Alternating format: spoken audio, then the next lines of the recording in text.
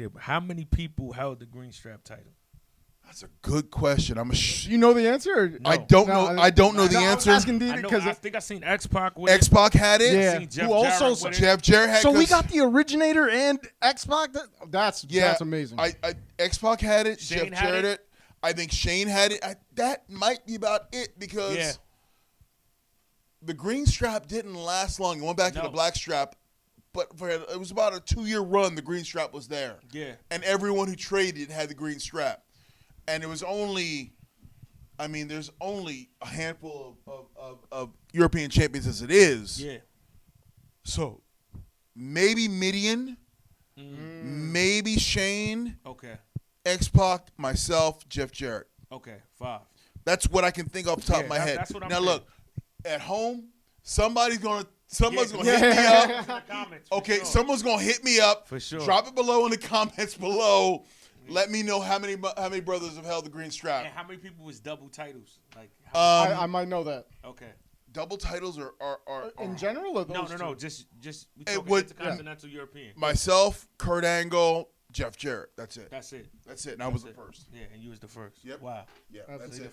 it. To have your continental title, myself, Jeff Jarrett, and Kurt Angle.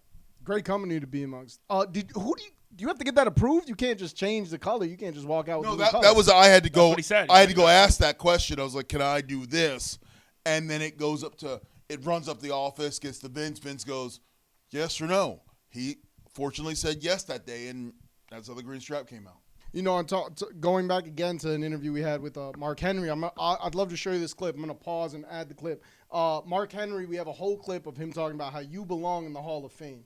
And one of the reasons he says is you brought relevancy to a title that I don't know his exact words, so I don't want to misquote, that maybe wasn't as relevant as before. And, yeah, let's just talk on that. Well, I consider myself one of many who brought that title to life. Anytime myself and X-Pac fought over that belt, we wanted that to be like a world championship. Like, we wanted it to feel like the Intercontinental title, like the world title. Like, we wanted it to make sense. You know, when, y'all went to WWE house shows back in the day, right? And in the beginning of the show, they would run the card down. They said, later on tonight, you're going to see this, this, this.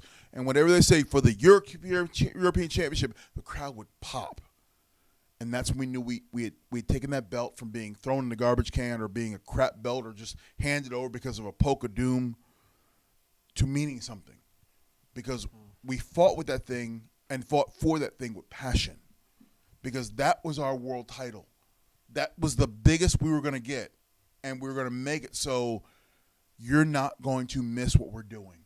We're going to do something amazing, and it's going to be for this title. And at the end of the match, you're going to hold it up, and you're going to go, that means something.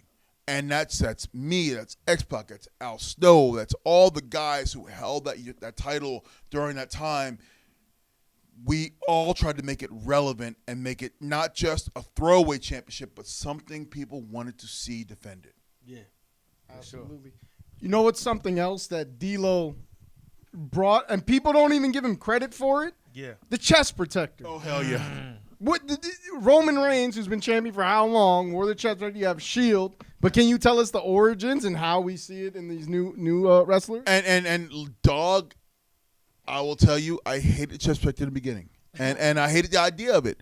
So I'll tell you the story. One day, I'm sitting in catering, and Jim Ross comes sits next to me. He goes, "D'Lo, I'd like to talk to you about something." I go, "Yes, sir. Whatever. What'd you like?" He goes, "You're a great talent. You can wrestle your ass off. We need something to set you apart. Something's going to make you different." I go, "Okay. What do you got in mind?" He goes, "How about your finish a frog splash?" Yes, sir. "How about we do something where you injure your chest and you put on a vest so every time you use your finish, it means something?" And my first thought was, so you want to put a catcher's mitt on my chest?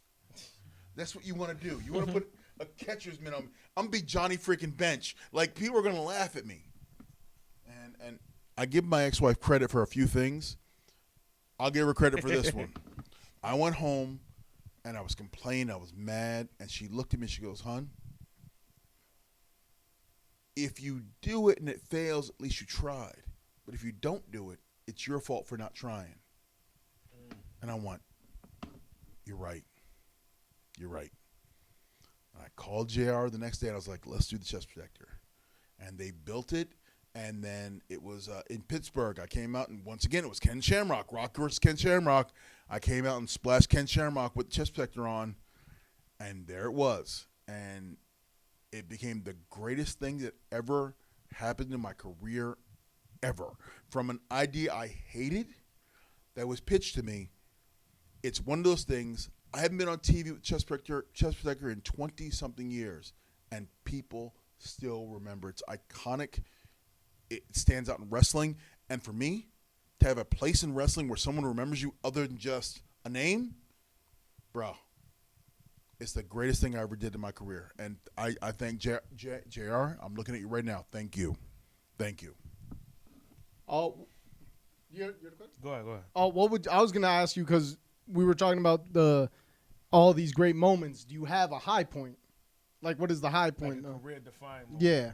Man, I got several moments. I mean, winning the Eurocontinental title in, I remember it's Columbus, Ohio, when I won the European title like 3 days earlier, and I beat Jeff Jarrett for the IC title. SummerSlam '98 here in Madison Square Garden, New York City. Val That's Venus. What he said. Yep. We just interviewed him. He said his one of his favorite moments was that. And that match sticks out to me because we were two young kids. If you go back in time, now today we see the monster that is WWE, okay? But if you go back to 1997, 1998, this is the birth of Attitude.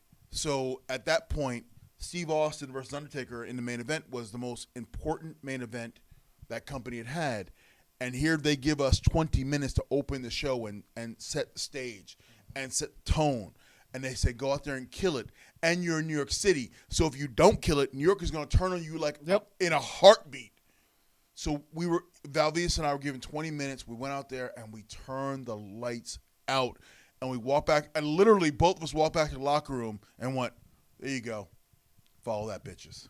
And like that was an important moment because they gave us time to go out there and have fun and be ourselves. And I pride myself in that match because I got a D-Lo and a D-Lo sucks chant in the same fucking match. And that's pretty awesome in New York City. Yeah. Can we flip it real quick? Do you have a low point? Maybe something that they're like, I wish they didn't make me do that shit. When they put us with Tiger Ali Singh, myself and Chaz, we were doing Lowdown, and we had just formed a team. And we were out there killing. And all of a sudden, Vince brings me in the office and, brings to the office. We got an idea for you. We got Tiger Ali Singh sitting at home, and we want him to manage you. Now I want you to wear a turban. What? Wait, what? So wearing a turban was the low point, not just of my WWE career, but my wrestling career in general. Yeah. Because I would literally wake up, and if I was leaving home, I'd go, how are they going to ruin my career today? Like, literally, that was the thought that was on my mind. Instead of, let's go out there and make history, let's go have fun, it was, how are they going to ruin my career today? Crazy. So that was my low point. Anytime you see me in those, looking like Aladdin, that was bad. Free Palestine.